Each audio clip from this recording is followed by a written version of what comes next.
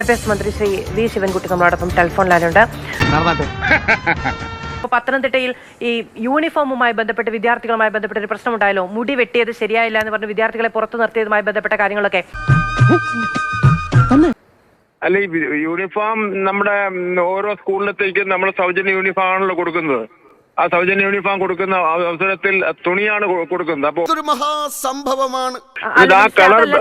ഈ പത്തനംതിട്ടയിൽ ഒരു സ്കൂളിലെ കുട്ടികൾ മുടി വെട്ടിയതുമായി ബന്ധപ്പെട്ടും വന്നതുമായി ബന്ധപ്പെട്ടും യൂണിഫോം അങ്ങനെയാണ് കൊടുക്കുന്നത്. അതിനല്ലോ അസാമാന്യ ബുദ്ധിയുള്ള ഒരു പണ്ഡിതനാണ്. ആ മുഖം കണ്ടാൽ തന്നെ അറിയാം. അപ്പൊ സ്കൂളും തുണി സെലക്ട് ചെയ്ത് കൊടുക്കും, ഏത് കളർ വേണോന്ന് സംബന്ധിച്ചിടത്തോളം. ഒന്ന് പോയതേ പോട്ടെ സാറേ കേട്ടാ, വീട്ടുകളാ ബോട്ടിയില്ലാത്ത അവൻ എന്തെങ്കിലും പറഞ്ഞെന്ന് പറഞ്ഞ്. ഈ പത്തനംതിട്ടയിൽ ഒരു സ്കൂളിലെ കുട്ടികൾ മുടി വെട്ടിയതുമായി ബന്ധപ്പെട്ടും വന്നതുമായി ബന്ധപ്പെട്ടും യൂണിഫോം അങ്ങനെയാണ് കൊടുക്കുന്നത്. അതിനല്ലോ ഉണ്ട്. നിർത്ത്, ഇനി കൃഷി നിർത്ത്. എന്റെ തീരുമാനങ്ങൾ പറയാം. ഒരു കുട്ടിയുടെ വ്യക്തിപരമായിട്ടുള്ള കാര്യമാണ് മുടി വളർത്തുക, അല്ലെങ്കിൽ മുടി വെട്ടുക, അല്ലെങ്കിൽ പിന്നെ താടി വളർത്തുക. ഇതെല്ലാം വ്യക്തിപരമായ കാര്യങ്ങളാണ്.